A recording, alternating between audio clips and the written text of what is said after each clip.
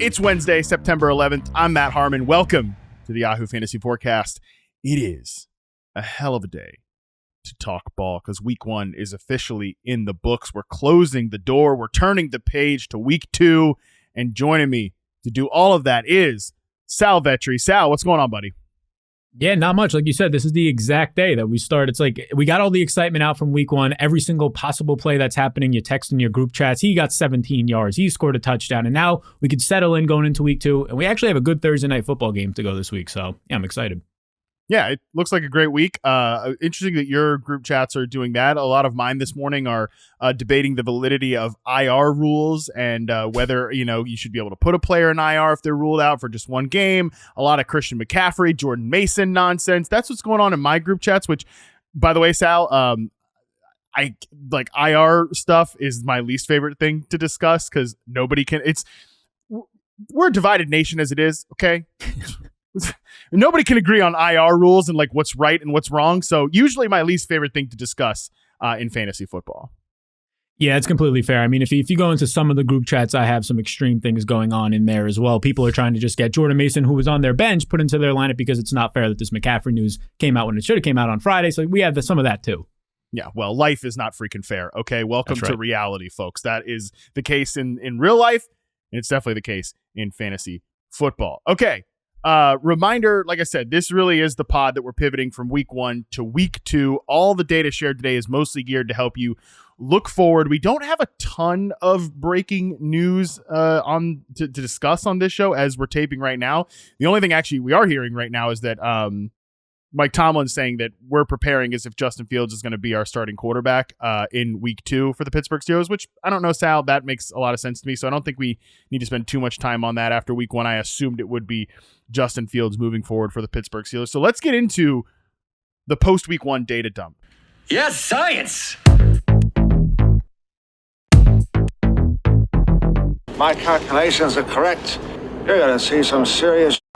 If you're new to this show, I go 5 stats that you need to know. Then we take a break. Sal shares 5 stats that you need to know coming out of each given week. And then we finish the show with Sal's moves to make. So let's jump right into it. My first data point, I want to go over the top 5 first read target share players from fantasy points data. If we reference first read target throughout the episode, it's a great stat from the team over at Fantasy Points.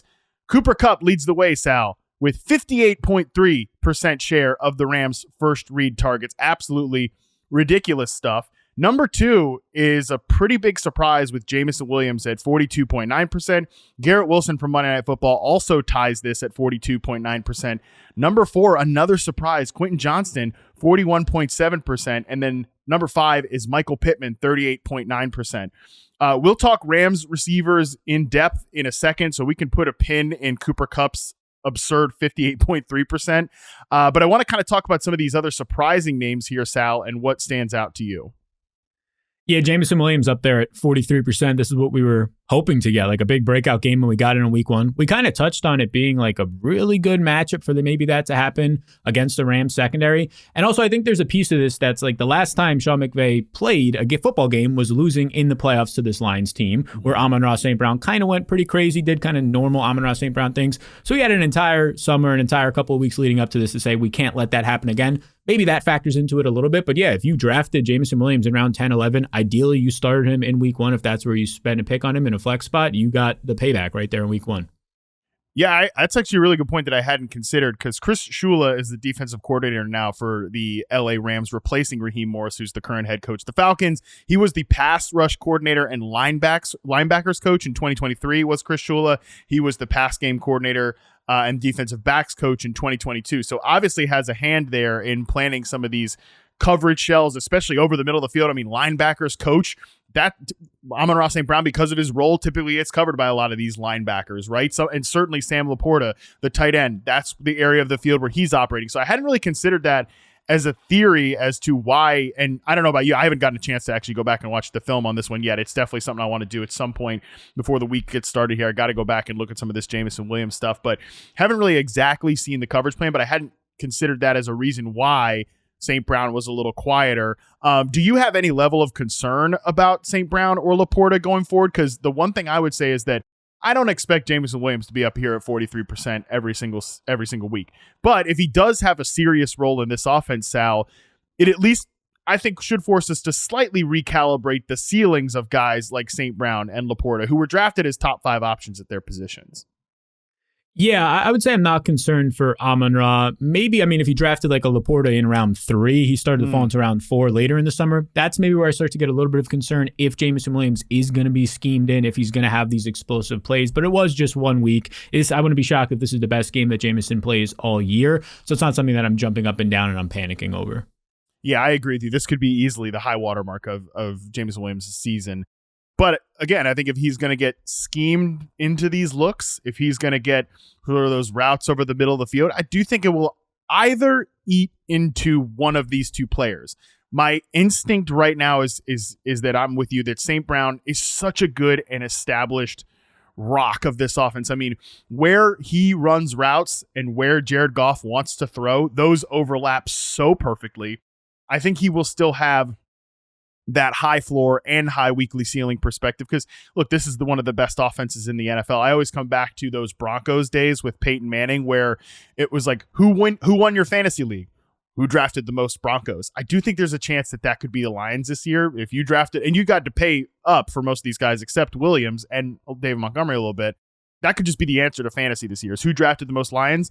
That's who's going to be winning the league this year. So I'm with you. My general worry is not with St. Brown. My ceiling concerns on Laporta are just kind of lingering here a little bit. I want to move on to Garrett Wilson on this list because we saw this game last night. 43% first read target share. Pretty much what we expected, man. I come away from week 1. Obviously, you would have liked for a little bit of a better game from Wilson. You would have liked a little bit of the drops and some of the fumbles and stuff like that from Breece Hall. You don't really want to see that. But overall, with the way Rodgers looked on Monday night against one of the best teams in the NFL, I feel pretty good about my Jets coming out of week 1. How about you? Yeah, I would say so too, especially since they were down to Mike Williams. That kind of showed off a little bit, having to rely on Allen Lazard, who had a decent game, but some of those were a little bit forced. Aaron Rodgers, the touchdown throw, he looks the free play touchdown throw, kind of vintage Aaron Rodgers, and he also just looks great on that. That's as good of a throw as you're going to see. I would say this is what you should expect from a number 1 receiver. This is what we thought we can get at Devontae Adams, high target share. Where is my number 1 receiver type usage? And I think it's only going to get better as the season goes on, and you don't face a 49ers stout defense that might have like 5 or 6 blue chip players on it. Yeah, 100%. I feel really good about where Garrett Wilson is, and if you spent like a late first round, high second round pick on him, I think he will be just fine. I also think Michael Pittman will be just fine as long as you kind of viewed him a little bit less from where he went last year, where he finished last year.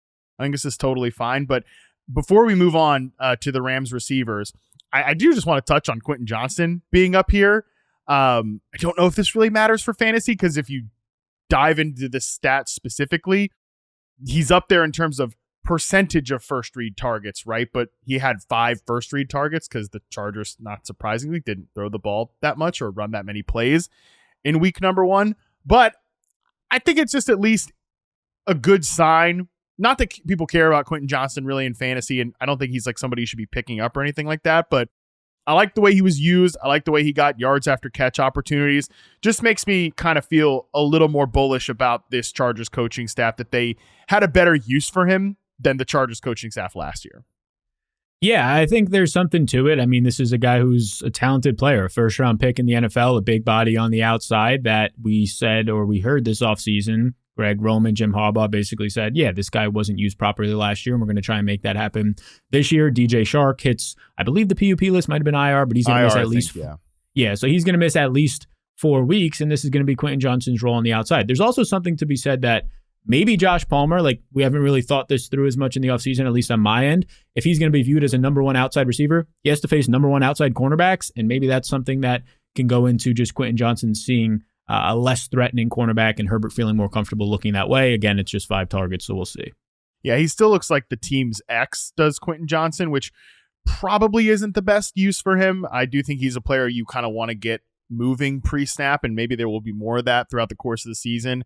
I actually almost would kind of rather see Josh Palmer just play that role and then move Johnston around. But the fact that he was mostly not a deep threat, not a guy that was just running a bunch of vertical routes, tracking the ball over his shoulder, all the things that he struggled with in college, even when he was a first-round pick. I thought that was encouraging. Ladd McConkey is obviously the big winner, I think, from this week one Chargers wide receiver core. Leads the team in yards and targets and all of the relevant metrics. So he's certainly someone, I don't know about you, Sal, but I feel pretty good about going forward.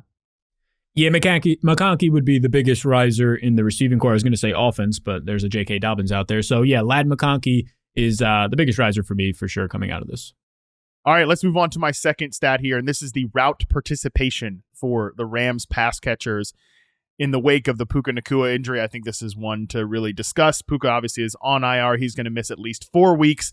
So in the meantime, we've got Cooper Kupp here at 98%, Demarcus Robinson second on the team at 88%, tight end Colby Parkinson, 86% route participation for him. Kyron Williams, who was the clear-cut feature back there, at a 75% route participation. And then Tyler Johnson is at 64%.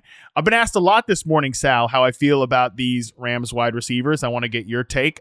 Jordan Whittington, the rookie receiver, he scored a touchdown that was called back due to penalty. So then I think that was actually the only snap he took of the game, unfortunately, because I know he was somebody people were excited about in preseason. But my read on this, Sal, and I'm curious if you think I'm off base here, but when asked, like, okay, who benefits the most from a Puka Nacua injury? Number one, I think the whole offense takes a hit.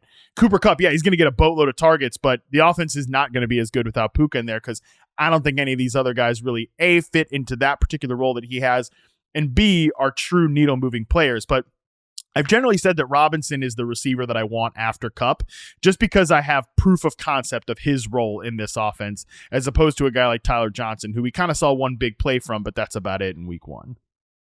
Yeah, I think that's fair. And I think generally speaking with injuries, especially to star players, it's important to look at whose role is now going to change. Like Cooper Kupp's target share, like we saw during the game yesterday, did increase a ton, but that's probably not going to stay sticky moving forward, 20 targets. Mm-hmm. But the guys whose roles are going to change and the playing time is going to change is number one, Demarcus Robinson, who was on the field as a wide receiver 3 last year, was actually, depending on the split you want to look at, towards the final 5 games last year, a top 12 fantasy receiver because he was putting up production. He was being targeted downfield. He kind of took that job away from Tutu Atwell, who dealt with an injury early last year and didn't look back. So Demarcus Robinson, available in 90% of Yahoo leagues as of yesterday, is somebody that I'm looking at first.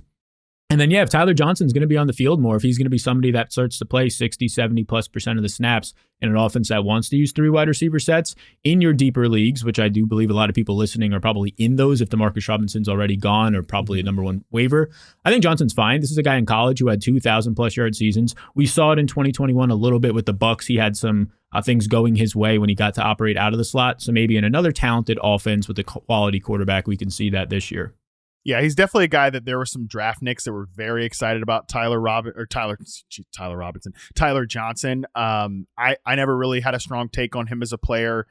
Solid technician, things like that, but nothing. I just never saw him as a true difference maker, and he's bounced around the league a little bit. I think that's aged well, but you just look at these guys. Both of them had 7 targets. But Robinson, 12.1 average depth of target. Tyler Johnson, 5.7. The reason Tyler Johnson ends up with more yards, like I mentioned, is he got rolling after the catch. Obviously, this is an offense that wants after the catch players, but I don't know that I see a lot. Like, that's not the calling card of his game, where it is the calling card of a game like Puka Nacua or Cooper Kupp. Obviously, those guys are after catch monsters. I don't know that I necessarily see that with Tyler Johnson. Maybe I end up being wrong about that, but the fact that, like I said, we've seen Demarcus Robinson be the vertical X receiver of this offense, as you mentioned, dating back to last year when he was productive, he's the guy that I'd probably want here.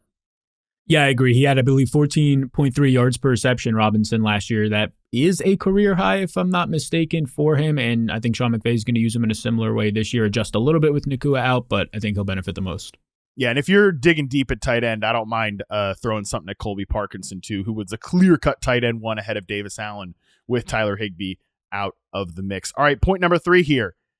Baker Mayfield leads all quarterbacks in EPA per dropback in week number 1, Sal Vetri. Did you have that on your bingo card? Baker Mayfield, most efficient quarterback in week 1.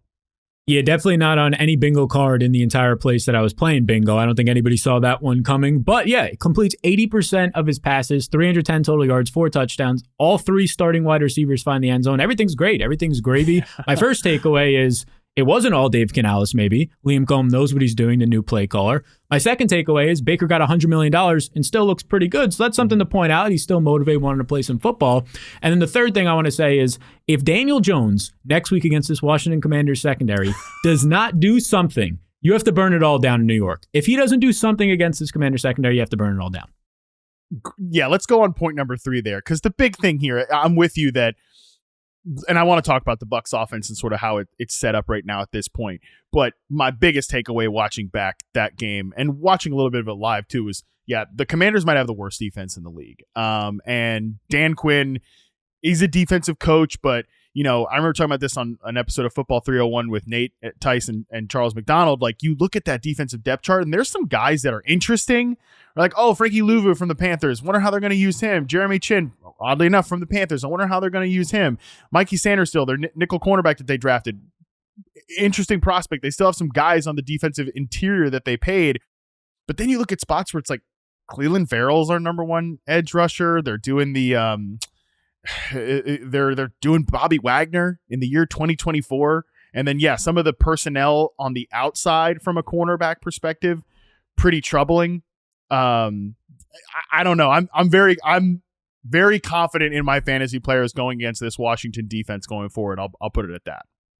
Yeah, exactly. And maybe it'll be a little bit different in week 2 for the Giants because you don't have Mike Evans and Chris Godwin, where the matchup advantage is just even more with those veteran receivers compared to what the Giants will try it out there. But yeah, I think it's great. I think the offense, though, in general, even outside of that, the matchup is something we have to keep in mind. But the offense looked good. Baker looked comfortable. He had time, which is maybe something that is a factor of the defense, but also they invested in this offensive line, so that's something to bring up as well. And as long as he has time and they're dialing up plays that allow him to throw the ball where he wants to throw the ball, usually towards the outsides, I think it could be something that's interesting for a team that maybe is somewhat dark horse to win the division. Oh yeah, they're my pick to win the division. They should be considered. I know obviously it sounds easy to say that after what we watched with the Falcons in week 1, but I think they should have been the favorite to win the division all along over Atlanta, just because there's so much continuity and some real talent on this roster. The Canales thing obviously was of course a big loss, and you know, we'll see what if he's able to get the damn Panthers on track here pretty soon. Doesn't look great over there, but Baker's played in this system with Liam Cohen before, so he at least understands the language from the 2022 Rams season. And it's just like, from a coordinator perspective, you don't have to do a lot here. You know, these are really good, talented pass catchers. I thought Godwin looked awesome in week 1. I've moved Mike Evans up to be a wide receiver 1 rest of season. I had him as like wide receiver 13, but now I think he's probably a top 10 receiver rest of season, especially with some disappointing performances from other players in week 1. Just very bullish on the Bucs offense going forward. Baker has a really nice schedule. Talked about this on yesterday's podcast with Dalton, but he gets the Lions this week. That should be a high scoring game. The Broncos and then the Eagles. You know, potentially 2 very high scoring games and one where they're probably going to be favored to beat the Broncos. Good setup if you need a streaming quarterback. Baker Mayfield, somebody I would be interested in investing in that way. And just, again, offensive ecosystem, I think, overall on the rise in Tampa Bay. Let's go to a team that, you know, was not quite as hot in week 1. It's the Ravens. And I want to talk about the run game. According to Next Gen Stats, that's where all this information comes from. Number 1, Lamar Jackson scrambled at the 3rd highest rate, 19.5% in a single game since 2021. I found that pretty shocking, but made sense when you actually watch that game live. Number 2, Lamar Jackson and Derrick Henry were both top 6 rushers in success rate in week 1. I thought that was interesting considering people are a little panicked about Derrick Henry right now. And then number 3, Derrick Henry ran into a stacked box on 39% of his carries. That was the top 5 mark among running backs according to Next Gen Stats. I want to go back to the first point here before we talk about this run game overall a little bit. Number 1, Sal, how sustainable is it for Lamar Jackson to have 16 carries every single week? Yeah, not sustainable. I think his over-under for that game was 8.5, which is a high number, as high as you'll see for a quarterback. Yeah, I think it was the offensive line is the obvious point I think you were alluding to. It was not good in week 1. Chris Jones was out there, and that's not a good player to go up against if your offensive line is a little bit shaky. This was a concern coming into the season for this offense. Their offensive line was maybe the weak point. You can argue wide receiver 2, depending on what offense they wanted to trot out there. 2 tight ends versus 3 wide receivers. So, yeah, I think it's a little bit of a concern. There's also the point that they lost their offensive line coach. He passed away 2 weeks before the season started. He was the coach for 8 years there. Yeah. 8 years there. So I do think that in terms of like in-game adjustments, when you have a new coach coming in, it might not be as confident for that person. So maybe you cut them a little bit of slack as they need some more time to figure that out to start the season on a somewhat shorter week, if you want to say that. Oh, for sure. I think that was a huge thing that didn't get discussed enough in the wake of that game, that this was an offensive line that was breaking in a ton of new starters anyways, and they're one of these teams that are on my radar for basically just kind of checking out of the preseason, especially when you're integrating a lot of new things here, including those offensive line starters. And the fact that they lost their coach like at the very dawn of the season is a huge issue, so there's definitely, and playing one of the best fronts in the NFL, one of the best teams in the NFL in Kansas City, and a really aggressive defensive coordinator who can put you in a bind in Steve Spagnuolo. So I'm very curious to see what the Ravens look like, here in week 2 against the Raiders, who are certainly a team that they should beat, but also have an aggressive front. So that will be interesting just to see if they can kind of get that offensive line up to snuff. But the last point I want to make here on the Ravens, Sal, is that people freaked out kind of yesterday on social media because John Harbaugh had a quote where that, of course, got aggregated everywhere. Derrick Henry, we didn't bring him in here to be a guy that touched the ball 30 times or had 30 carries, whatever. Well, no. Like, what did we expect? Did we expect Derrick Henry at his age and at this point in his career to be just carrying the ball? Number one, I don't think anybody expected 30 carries, but to be a guy that carried the ball 25 times in a game, we've seen him do that at times in his NFL career. But I think at this point, that's like a non-starter, especially if you want to get the most effective sort of run out of Derrick Henry, which you want him to be that explosive player. He's not going to be doing that if he's grinding carries. I think people draft him in fantasy because he has a huge touchdown upside. And by the way, he scored a touchdown in week 1. So you kind of got what you're bargaining for there. My argument to people panicking about Derrick Henry, Sal, would just be that this is going to take a little bit of time to mix these two together. Because like I said, they're breaking in a lot of new here. One of which is that Derrick Henry has traditionally been an under center back. Like in Tennessee's offense, pretty much since Arthur Smith took over and then on to these other coordinators they've had since, it's been Ryan Tannehill under center, play action shots, and turning around and giving the ball to Derrick Henry so he's able to get that head of steam because he's that type of build up speed back. He's not the quickest twitch, most explosive player, but he's like Bowser in Mario Kart. Like, you don't want him changing directions, but if you can get him in a straight line, he's going to make you look stupid. That's why Bowser is the best N64 Mario Kart character. You can argue with me offline about that one. But yeah, so that's kind of the way you use Derrick Henry. Whereas Lamar Jackson, he's typically a shotgun option runner. So it's going to take a little bit of time, I think, maybe the first few weeks of the season. Very minor stuff, but very like minor little tweaks here to sort of get this thing fully operational. So I would advise some patience with Derrick Henry at this point. Yeah, I would too. And I'm not expecting 30 carries, but he did have 9 opportunities in the first half of a game. So, I mean, if you get a game that's a little bit closer and you're not trailing by 2 scores in the second half, yeah, I'll take those nearly 20 touches or 20 opportunities a game, as I think we'll probably start to see moving forward for Derrick Henry. As soon as next week, when they're nearly 10-point favorites against the Raiders that gave up 135 rushing yards on 10 carries to J.K. Dobbins. So I think the panics will go away in 5 days. Great point. Yeah, that's a pretty good matchup at home for them. They get the Cowboys, they get the Bills, the Bengals in week 5, the Commanders in week 6. So, those are some higher scoring games potentially. We'll see. Dallas's defense looked great in week 1. The Bills, I still trust to be a good defense under Sean McDermott, but week 5 and week 6, those are 2 defenses, at least through the first part of the season, Cincinnati and Washington, that looked extremely exploitable. So I'm with you that there won't be much panic on Derrick Henry or any of these Ravens players too much longer. My final point here, number 5, no team used more pre-snap motion than the Saints in week 1. 88% of their dropbacks, according to Jacob Gibbs. I think he got the stat from True Media. Derek Carr used play action on 40% of his dropbacks, according to Pro Football Focus. Only Justin Fields and Anthony Richardson were higher in week 1.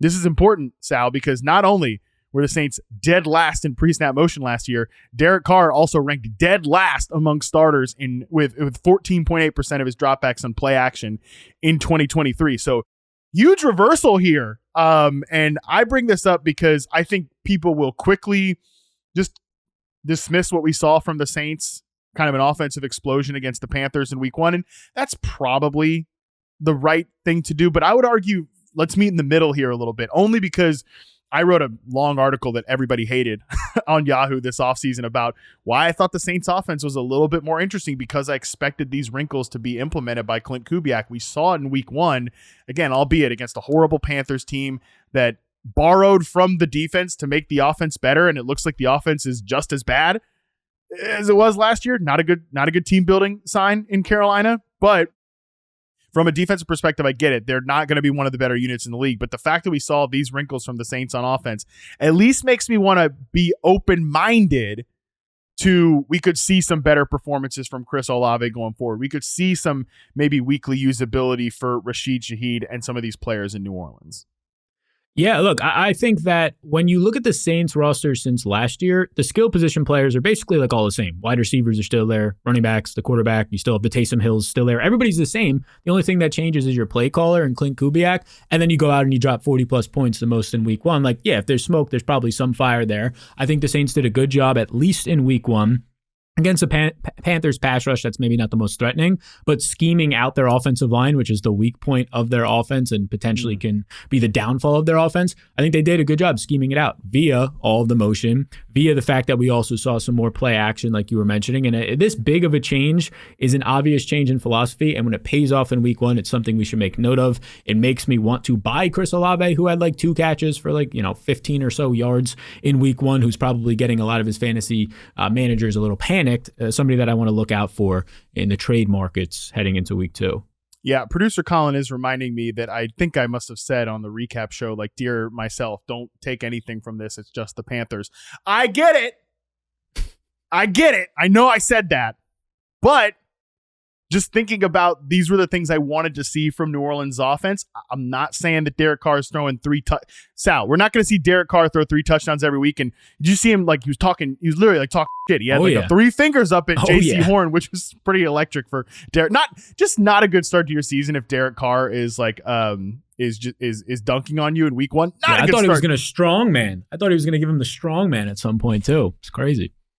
Almighty, it's so bad for the Panthers, who, by the way, probably lost one of their best defensive players, Derek Brown, for their best defensive player, Derek Brown, for the season, or at least a serious injury. So tough start. But yeah, I get it. He's not going to do that every single week. I just want to be a little bit open-minded here to the Saints offense, only because I'm not overreacting to week 1. This is what I said in the offseason, that we should be a little bit open-minded to the Saints offense not being one of the most boring units in the league, which is definitely what they were in the first half and probably the first 3 quarters of the season last year.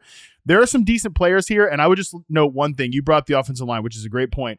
I thought their rookie tackle, Talise Fuaga, who was a concern in pass protection. I talked with Brandon Thorne, who's a great offensive line analyst, about this offseason, that he wasn't totally confident in Fuaga as a pass blocker out at left tackle, but he was kicking ass in the run game in moving people on the backside of runs in this game. It's the Panthers, I get it, but all I'm asking here, Sal, is for us to just to be a little open-minded. Yeah, I think that's completely fair. All we wanted to see, and the one glimmering of hope, was Clint Kubiak and what he can change on offense, bring over from San Francisco, bring over from his days with the Vikings. And then we saw that in week 1. So I do think there's a reason to be a little bit excited, or at least more excited than we were a week ago. All right. Now that I've argued with myself here, which is a great sign for how the season's going. You did a great job. I mean, I think I kicked my ass, to be honest. My God. So that's what's going on with me. Let's recalibrate here. Let's take a quick break, and we come back. Maybe I will not be arguing with myself, but no promises going forward. All right, we're back. Sal, it's time for your 5 stats that the people need to know. Give us your first stat here that the people need to know going into week 2.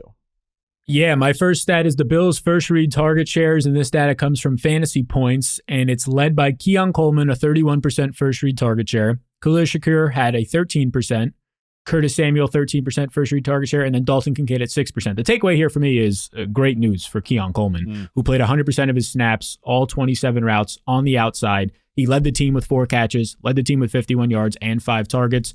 And for your NFL debut to have at least that level of comfortability with your quarterback Josh Allen, who only threw 23 times in week 1, by the way, I think it's pretty impressive and gives us a reason to get excited moving forward. Hey, I'm with you. I was a little bit surprised by that, only because I think Coleman And I don't know if you had like a take on Coleman as a prospect. The fact that we saw most of his catches be tight coverage, vertical, sort of stuff there from him, exactly what you want from a guy like Coleman. You know, Gabe Davis was that guy in theory, right? The vertical receiver you just go throw it up to, but he was never that. He's more of an MVS type of vertical threat than he is a contested vertical threat. Coleman is not going to be a vertical separator, but he will be a vertical threat on those plays, tight coverage down the sideline. That's what I know he can do. I want to see more and more from him going forward. He's another player I'd love to chart from week number 1, but 21.7% target share, only 5 targets. This is going to be a run-heavy team going forward. I do think we need to adjust to that. And leading the team in routes run, I agree. That was a great sign for Keon Coleman in week 1. Yeah, and I think it's going to be a real good test on Thursday. He faces a Miami secondary that is nowhere near an easy matchup. We'll see what he can do in that spot, and maybe he's a buy low candidate if he still sees strong usage, but in a tough matchup doesn't produce on a short week in his second ever NFL game. I do expect Curtis Samuel to play more the farther he gets away from a toe injury in the preseason. My guy Matt Collins ran 43% of the routes, or 53% of the routes. I said it all. He was going to play more than we thought to start the season. We'll see if he continues to hold that roll down, or if he cedes some of that outside work to Curtis Samuel, or him and Keon Coleman rotate a little bit. I want to get more data on this Coleman thing, but I'm with you that from a usage perspective, I'm giving him a bump up coming out of week 1. The guy I think people are mostly concerned about in this room is Dalton Kincaid. You mentioned 6% first read target share. That had talk about things that were not on people's bingo card, Sal. You heard this all offseason if you talked about the Bills receivers and sort of tried to figure out which guy's going to play in what role, who's going to be the top dog. The immediate response is, well, Dalton Kincaid he's going to be the number 1 target. Not the number 1 target in week 1 by a long shot. Yeah, and it is concerning if you spent the 5th round pick in fantasy on him, but the underlying usage, his routes, his snaps, I think those are at least encouraging moving forward to not make you completely panic. It's not like he's getting in some sort of rotation like maybe a Pat Frymuth or a Cole Kmet to where it's like, okay, now it's really hard to score fantasy points. Mm-hmm. Again, Josh Allen only threw 23 times. The Cardinals, who came into this game with like maybe the worst defensive line, not great linebackers, their linebackers actually played pretty good in this game, and that's directly related to Dalton Kincaid's performance, I believe. So I'm not freaking out. My one concern for the overall offense, so like all these pieces, I'm not sure if anybody emerges as like the go-to guy as much as just this is the game plan this week. This is who's going to see a couple more targets and usage, and that's a concern for fantasy. Yeah, this quote from Alex Brasky, who covers the Bills, he said, Joe Brady, offensive coordinator, says it was clear the Cardinals defense was keying on Dalton Kincaid on Sunday. Kincaid finished the game against Arizona with just 1 catch for 11 yards. This is according to Joe Brady, quote, would love to get him going a little earlier, but it didn't bother him at all. I do agree with you, Sal, that this could end up being a very 2023 Chiefs type of situation where it's kind of matchup dependent. Over the long term, I think Coleman could end up being the number 1 target, but that might take a minute like Rashee Rice. But at the same time, he's run a lot more routes per dropback than Rashee Rice was to start his NFL career. But that is still... I kind of felt that was going to be my lean on the Bills pass catchers, is it's going to be a lot of guys with 80 to maybe 110 targets and no true number one threat here. Yeah, I think that's fair. And then we also had James Cook, who had a pretty good target share himself. And it makes sense that he's not popping up on this first read target share as much. But I think he was like over a 20%, second highest on the team. So that's just another player who is an explosive playmaking guy that you have to factor into the offense. Yeah, absolutely. 13% target share for James Cook, ran around on 46.7% of the dropbacks. Same target share as Khalil Shakir, 0.21 targets per route run. So when he's out there, they're trying to get James Cook the ball. That has been apparent for a couple of years now. All right, let's move on to your second stat that people need to know. Yeah, my second stat is revolving around Devon Achane, and it's kind of a couple of stats in one here. I want to start with wide receiver usage and get into then his inside the carry or inside the 5-yard carry, and then his opportunity share. The wide receiver usage, He was in the slot. We always hear this, running backs can be used as wide receivers. We saw it in the preseason too, at Achan. And then you get him playing in the slot 10 times, out wide 4 times. He catches all 3 of his slot targets for 48 yards, breaks 4 tackles on those as well. We know that he's a player who can do that. So that's encouraging one. Now, how much will it hold up when you get maybe an Odell, a Malik Washington back? We'll see. But he was somebody that was prioritizing, game planned in, at least for week 1. The inside the 5 carry, we'll see what we make of it. He gets the 1 opportunity in this game. He only had 5 all of last year, and he converts. But the most important thing for me, at least here, a 55% opportunity share. He was at about 40% last year, and he was a top 5 fantasy point per game running back. Now it's going to go to 55%. We were just hoping for it to stay at like 40. Maybe it goes up 45%. That's fine. We'll take you as a second-round pick. The one thing to note, there was some conflicting reports if Raheem Mostert got a shoulder injury and had to leave for a little while. That's why Jeff Wilson came in. But either way, Jeff Wilson saw those touches. So 55% opportunity share for Achan here, in my opinion, is the biggest takeaway for him and something that's highly encouraging. Yeah, both Achan and Mostert were sidelined on Monday's practice, so not the biggest deal in the world, but obviously a situation to monitor there. It's third on the team in routes. Devon Achan in week 1 is a pretty significant development for 2 reasons. One, we think, that's coach speak, offseason stuff, running routes for running backs or lining up at different places. Not so much for Achan. That was a serious thing. And I think, Sal, this is the key for him accessing his true upside this year, because he's probably never going to be, Saquon Barkley, Bijan Robinson, Breece Hall type of running back, a true workhorse. But if he can be a receiving weapon for this Dolphins offense, which lacks a third punch in that receiver room, maybe it's Odell, doubt it. Maybe it's Malik Washington. But for now, I think it's Achan. Pretty significant development. So rest of the season running back rankings, how high do you think you can have Devon Achan at this point? Yeah, I think that based on what we saw in week 1, the usage that he got, that opportunity share, I think pushing him right around like running back 6 range is probably where I feel comfortable. Yeah, so I'm just looking rest of the season running back rankings. Definitely, I think the top 3 is still Hall, Robinson, McCaffrey. I think McCaffrey, the whole thing is a little weird at this point, but I'd probably still have those guys as top 3. And yeah, then you get to, I think, Taylor and Barkley at 4 and 5, Gibbs, and then it starts to become an argument, really. Would you rather have Devon Achan or Jahmyr Gibbs? Because in a way, they're a little bit the same archetype, right? Where they're a back that you hope for receiving, but you also want them to eat into the other running backs' carries. Yeah, I'll still take Jahmyr Gibbs there. I just like the offensive line and the cohesiveness on the offense in general. But that's basically right after that is where I would have Achan. Yeah, I think he's leapfrogged some other mysterious second round running backs like Derrick Henry. I think even Kyron Williams, who did get all that work in week 1, but I'm just concerned about the ecosystem in LA sort of falling apart. And, Sean McVay, of course, who knows how much to buy into this, but of course, right after week 1's that's not really the workload split we envisioned for Kyron, as if somebody else is in charge of that. Who could have changed that vision? I have no idea. Yeah, my biggest takeaway from that is just you could say that after the game, but 0 snaps for Blake Corum is a pretty telling sign that this is not going to be a committee anytime soon. And the Lions do have a good pass rush, so you trust Kyron in those situations, which I think is important with how that offensive line was playing. But I think once the bullets are flying next week, you'll probably just see something similar. Maybe not 91% of the snaps, but feel pretty good with a 65-70% snap roll for Kyron now. Yeah, Thursday Night Football, Dolphins offense will be really interesting to watch against the Bills defense there. Okay, let's move on to your third stat people need to know.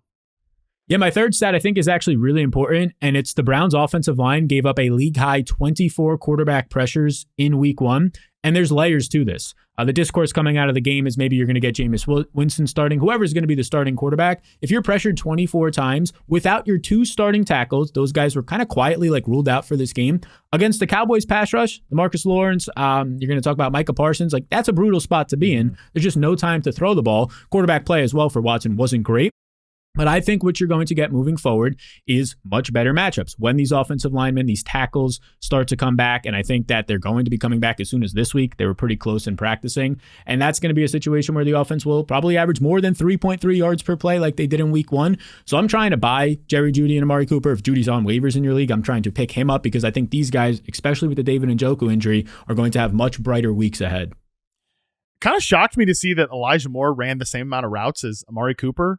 92.7% more than Jerry Jeudy. Now, Jeudy was definitely more involved, 31% target or 31% air yard share to 5.1 for Elijah Moore. I still hate that little tiny A-dot role they've got him in. That's just the worst. 3 catches for both guys. Obviously, Jeudy finds his way into the end zone. Some of the Watson stuff is brutal at this point. Not to, he's also in the news again for another lawsuit is accusing him of sexual assault. So serious situation there. Gruesome details in that story. It's just awful to talk about Watson, and the play on the field is awful too. So you want to pick these guys up. You're a more bold man than me. I'll just put it that way. But I'm with you that missing 2 starting offensive tackles was brutal. But Watson missing these guys by 10 yards over their heads on some of these outbreaking corner routes and deep patterns and things like that. It's tough because this is a good group of receivers here. Sal Cooper's good. I think Jeudy as a 2-3 is good. I think Elijah Moore as a 2-3 is good. It stinks to lose David Njoku, but there's potential on this offense. But we've been saying that ever since Watson's become a member of the Cleveland Browns, and there's just not a lot of realized potential. Yeah, Amari Cooper had like a 40-plus yard touchdown just like an inch away. He was wide open breaking. If he lands that, we're thinking totally different of him heading out of this week. So I do think there's a buy low opportunity because those offensive tackles will come back. And no matter who the quarterback is, I think it could only get better. We talked about it last week. 4.1 yards per play was the worst in the NFL for many years, and that was the Panthers last year. In week 1, the Browns had 3.3 yards per play. It's going to have to get better than that. And yeah, I'll take buy low shots on Amari Cooper. Yeah, I'm with you. I think Amari is a decent buy low, but it's just a tough situation there in Cleveland right now. Yeah, if Winston was out there or even DTR, I would feel a little more interested than what we're getting out of Deshaun Watson right now at this moment. My big takeaway, though, from this game, Sal, I do think Mike Zimmer's going to have that Cowboys defense cooking. So that was a big takeaway for me. Okay, let's move on to your number 4 stat. Happens to be about the best quarterback in the game. Yeah, those pressure stats before were from PFF, by the way. Number 4 is going to be Patrick Mahomes. 10.4 yards per attempt was his most in nearly 2 years for the Chiefs. I think they've patched the hole that they needed. Yeah, the hole that they needed a couple of years ago when they lost in the Super Bowl to Tom Brady and the Bucs was, this offensive line is atrocious. Let's not let that happen again. Since then, they've had top 10 offensive lines every year. Last year, playmaking, explosive plays, downfield receivers they can rely on. Didn't have it. Let's patch that hole. You get Marquise Brown, hasn't played yet, Hollywood Brown, and then you get Xavier Worthy. He played in a pretty big way. 2 explosive plays, 2 touchdowns on those explosive plays. Now, the most interesting part was Mahomes was actually bottom 5 on the week in average depth of target, and he was still having 10.4 yards per attempt, which just shows your playmakers after the catch are coming through for you, which he didn't have in Marquez Valdes-Scantling, Kadarius Toney, and even Justin Watson when he was seeing more usage last year. So, yeah, I think it's wheels up when you can do this against a Ravens secondary. I'm so with you. We haven't really had a chance to talk much about the Chiefs on the show, just with it being a Thursday night game and the schedule and all these things. But I would love to talk about these receivers with you here because, number one, like Xavier Worthy, you could almost kind of go both ways with his performance in Thursday because, he tied with Rashee Rice, 23 routes, according to Fantasy Points data. That was a team high. But he did lead the team in air yard share, 27.3%, which isn't too much. That's not like volume hog or anything. Of course, he only had 3 targets. He scores on the 1 rush attempt there. He looked exactly what you'd want to see out of him. The touchdown, I think, was so... That was so funny seeing people react to that on social media, the receiving touchdown. Like, wow, look at the speed for Xavier Worthy. I'm like, dude, he could have run a 4.7 and scored on that freaking play because the Ravens just blew the coverage there. But shoot, it's nice to see somebody catch that pass and just run with it, as you mentioned, because that's not something we saw from Chiefs receivers. Rashee Rice, I think, is a huge winner coming out of this game, too, because all that space created, Sal, it's going to benefit Rashee Rice, right? Underneath on the, slant after freaking slant route on Thursday Night Football, the season opener. And I don't think this is going away. I had a lot of people ask me, why can't teams just take this away? Because even without receivers that could threaten you in this area consistently, it's Patrick Mahomes. You have to respect the boundary. You have to respect the deep portion of the field outside the numbers. You have to defend and respect every blade of grass when Pat Mahomes is the quarterback. Now you have receivers that could potentially hurt you there, especially once Hollywood Brown gets back. Rashee Rice wheels up for sure, but where are you at with Xavier Worthy, I think, especially coming out of this game? Yeah, I've had a lot of people, especially right after the game, people are saying, all right, is this like the sell high moment? He didn't see a ton of usage in terms of targets like you were mentioning, but he has these 2 touchdowns. And to me, it's absolutely not. Like this was his first game ever in the NFL, and he produces like this. And this is what you want to see, the explosive plays. 2 explosive plays on his 4 opportunities. I think he's only going to see more opportunities, but Mahomes only threw 28 times in this game, even if Hollywood Brown or when he does come back. So I'm completely holding Xavier Worthy. I'm putting him in my starting lineup moving forward. I think this is a guy that just the threat of his speed downfield does open it up for Rashee Rice more and those guys underneath. And that's going to become pretty evident in future weeks when he doesn't face like a top 5 secondary and some of the best safeties in the NFL like the Ravens had. So yeah, I'm all in right now on Xavier Worthy. I don't think he's somebody you should be trying to sell. Yeah, Rice rookie season RP data, I mentioned this, is very similar to Amon-Ra St. Brown. And I think that some of the, not completely the same player, but some of just the usage and deployment and where he wins pretty similar. And same with Detroit, like because of the way Ben Johnson designs offense, you have to respect every blade of grass, even if they didn't have a true vertical threat until now they have one with Jameson Williams. This is like that, but with Pat Mahomes at quarterback. So it's a pretty critical situation there for Rashee Rice. Okay, your 5th and final stat that people need to know here coming out of week 1. Yeah, another wide receiver core like the Bills that we kind of had some questions about how it would shake out entering week 1. We have some answers now, but even more questions. First read target share for the Chicago Bears via fantasy points. Keenan Allen, 35% first read target shares. DJ Moore, 30%. And Rome Odunze at 10%. Now, originally, I was like, okay, what are we going to take away from this? Well, now we know Rome Odunze is injured, maybe going to miss 2 to 3 weeks. So maybe that's part of this. But the other piece is, can we trust this Keenan Allen stuff at 35% first read target share?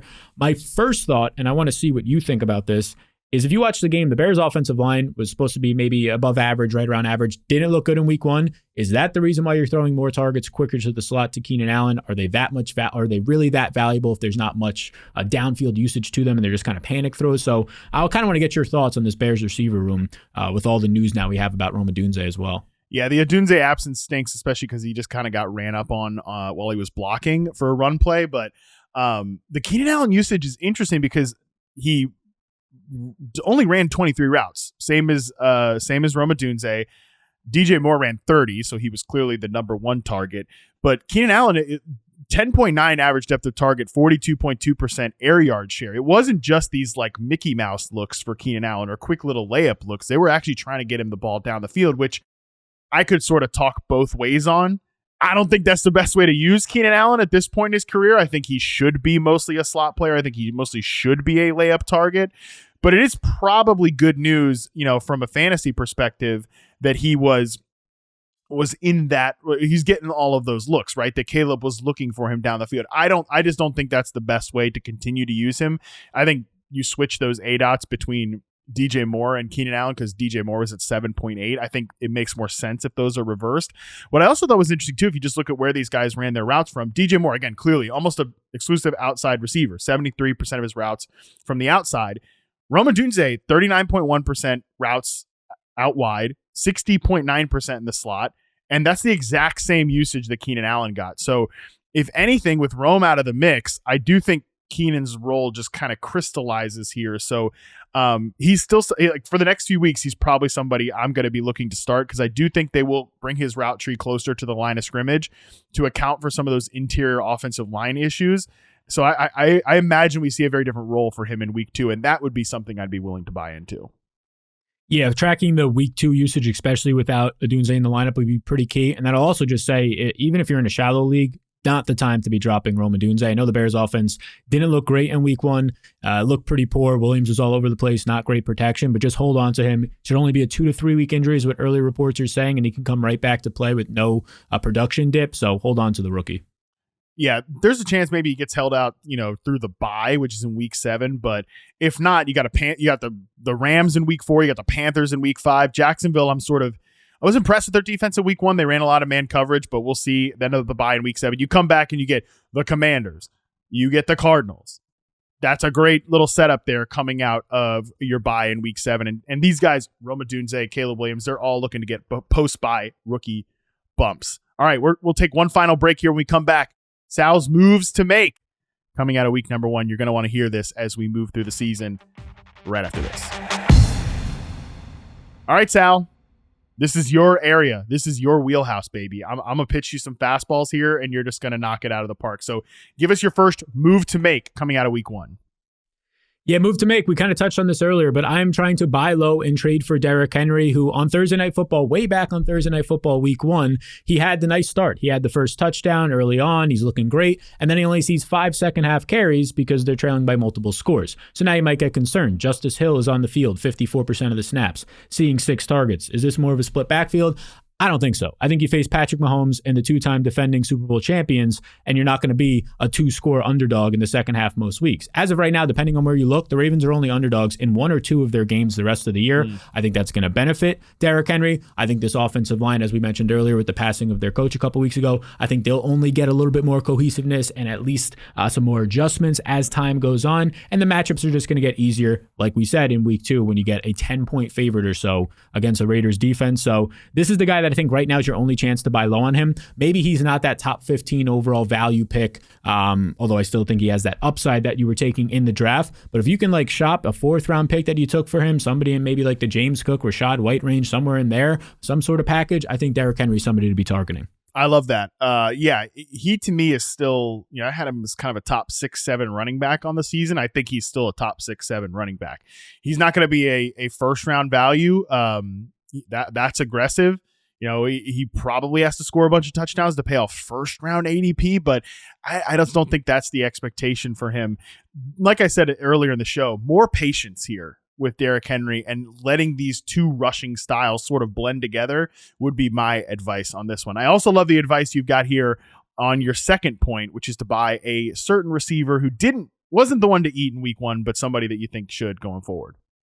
Yeah, that man's name is Tank Dell, and when you look at just everything else happening around him, Nico Collins topping 100 yards in the first game, Stephon Diggs catching not 1 but 2 touchdowns. They're taking all this attention away from Tank Dell, who you look at the box score and he only has 3 catches for 40 yards, not great. Well, I would just say this opens a buy low window for you because he ran 33 routes, depending on where you look, which was 1 more according to PFF than Nico Collins, 1 less than Stephon Diggs, still had 7 targets, led the team in air yards, was being used on the outside, 70% of his snaps and routes on the outside, which is the exact same percentage that he saw all of last year when he was a top 20 fantasy receiver, points per game his rookie year, top 15 in yards per out run his rookie year. Yes, Stephon Diggs is now there, but in terms of the usage in this offense, it looked really good for Tank Dell. And by the way, Joe Mixon ran the ball 30 times in this game. That's probably not going to happen moving forward. They're going to run less plays overall, but you're going to get those 35, 40 pass attempt games from CJ Stroud, and that's when Tank Dell has massive upside, but I think he has it week in and week out, and I think there's a good chance after just a 40-yard performance, no touchdowns, that you can buy low on him. Yeah, if your league mates are not looking at the advanced data, snaps and routes and air yards and all that, they're definitely coming out of this thinking, well, Tank Dell's the number 3 receiver. And I got a lot of tweets when I was posting about Nico Collins, like, oh, well, Diggs is clearly the number 1. Maybe, but is it just because he scored 2 touchdowns? I don't necessarily think that's the case. The funny part is, Sal, if you look at how these guys played in week 1, it actually, from an alignment perspective, worked out exactly how I thought it was going to, which is Nico Collins is the X. He is on the field for basically all the plays. He leads the team with 33 routes. Again, this is from Fantasy Points data, just where I'm looking at it right here. But Diggs, right there too. Diggs is right there with 33. But he was mostly the slot player. He mostly moved inside in 3 receiver sets. And then, as you mentioned, Tank Dell, outside receiver, pure flanker. He's going to get some big-time deep targets. Like, Nico hit some big plays in this one, no question about it. But if we're just looking at the average depth of target, you've got Stephon Diggs at 1.3, which is low because he was, getting some red zone scoring target, things like that. That's always going to depress your air yards average depth of target. But Tank Dell, 16.3. I think what that should signal to us, Sal, is that when Tank Dell hits, and it is when, not if, when he hits, he's going to hit big.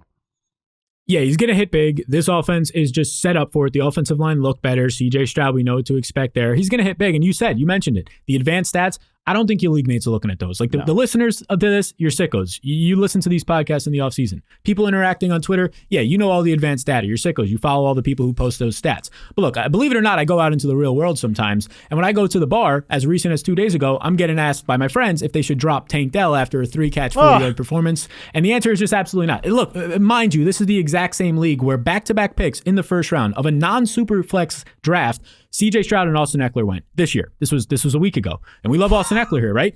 He could pay that off. He had a good week 1. But this is the type of things we're talking about. You guys listening to this are sickos, but a lot of people out there right now are thinking, hey, Tank Dell, wide receiver 3 on his team. Is that even worthwhile? I mean, Sal, bro, you just talk about stock up. I love when people in the industry can remind the people that listen to this podcast that the vast majority of people playing fantasy football, even people that care about fantasy and want to be, quote, good at fantasy, are not looking at this advanced stuff, are doing things like, I mean, look, yeah, I love my guy Austin Eckler, but I'm going to go ahead and say there's no way he's paying back the second overall pick value. I'll go ahead and say it. Austin, I'm doubting you on this one. Don't tell him I said this. But yeah, I would be shocked. Let's put it that way. I'll stand up for my guy here, of course, but second overall pick in the year 2024. And then CJ Stroud, first overall pick. I mean, that is some crazy stuff. Yeah, the normies out there, they have social lives. They're crushing it at the bar. They're doing great. But yeah, they're not going to be crushing their fantasy league this year. Yeah, I should throw my friend some bail. It was pick 5 and 6 overall for CJ Stroud and Austin Eckler. They did get the first couple picks right, but yeah, not really, you can say, the exact same people listening to this podcast who we love, the sickos, they're all into Absolutely. it, or the people who are out there on Twitter. Yes, there's the people in the real world, when you go to a bar on Sunday, have no idea what an advanced stat is. We might be in the 1% in that area. We are definitely in the 1% in that area. And I just want to say, for the record, for future reference, Sal, you want to throw your friends under the bus on this podcast? Go for it, okay? Don't throw them a bone. Throw them right under the bus. This is the way to do it. Also, if you want to talk about Andy Behrens, as I always say, we do it on this show because he'll never listen to it. Okay, your third and final piece of information, your final piece of the moves to make, Sal. What's the final move people need to make as we head out of week number 1?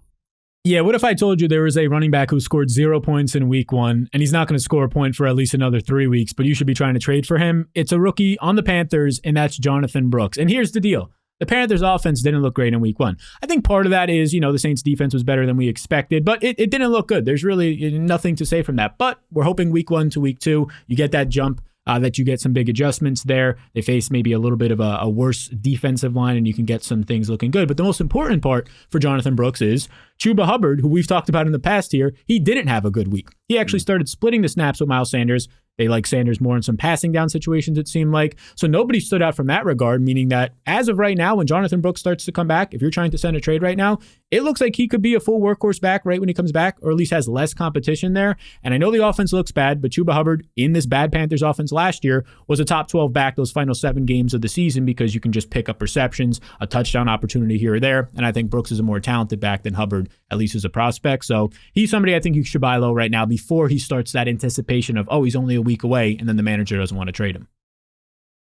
Yeah, so I mean, look, the Panthers right now, it's tough. It's tough to be like, we're going to be buying the damn Panthers. We're going to be buying players off of the Panthers. I understand that you're listening to Sal say that, and you're like, what the hell are you talking about, bro? You want me to buy off the offense that is potentially the worst in the NFL? Listen, the one bright spot was the guy who just didn't play. That's what I'm telling you. The bright spot of this offense was the guy who didn't step on the football field. That should change some things, is what I'm trying to tell you. I do wish that he was coming back in week 4, because that's when they play the Bengals.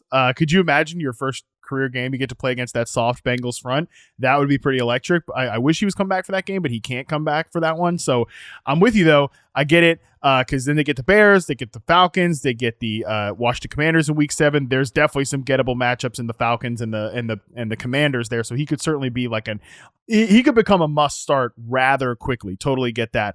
I even don't mind. It's so gross, but I don't mind trading for Deontay Johnson at this point either. 35% targets in the first 3 quarters before things got just really off the rails and they started pulling people in the 4th quarter. It's gross. It feels bad, but we know these players, we have pretty good confidence that Brooks can ball when he's healthy, and Johnson we know can play. And it can't get worse than it got in week number 1 for the Panthers. Yeah. Yeah, and this is the whole point of it. It's like the expectations of everybody who watched that game is, yeah, the Panthers stink. I don't want any of their players. So then you come in and say, okay, well, we actually saw good usage out of Deontay Johnson before they pulled him in that game. We know what Adam Thielen did in this offense last year, and we assume a younger Deontay Johnson can do that and maybe even better or has the potential to. So that's when you start to come in. Those buy low situations, when people's expectations are really low on some of their players now, that's when you can try and scoop them. All right, buddy. This was great. Appreciate it. That's all we got. Tell the people what you got coming up this week in terms of content for Yahoo. Yeah, Yahoo, I'll be on the Thursday Fantasy Football live show that is starting at 7:30 Eastern Time PM, so be sure to tune in there. And then Wednesday, Thursday, Friday, there'll be articles going up on the site. We have matchups, we have key findings, we have trades as well, so you can check all that out on Yahoo. All right, brother. Appreciate it, Sal. You are the man. That is going to do it for us today. On Thursday, the Fantasy Film Room is back with Nate Tice. Nate crushing it in week 1, talking about multi-tight end sets. The damn Ravens right away proved that to be a pretty good thing to pay attention to. The Patriots run game, you guys should like the Patriots run game. That was the take before week 1. I think people like the Patriots run game a lot more, and Ramondre Stevenson coming out of week 1. So definitely make sure you're listening to that. And also, we have a massive Thursday night preview between the Bills and the Dolphins. What a time to be alive. Football is here. Football is crushing our lives, and we are absolutely loving it. We'll see you all Thursday. Until then, we're out.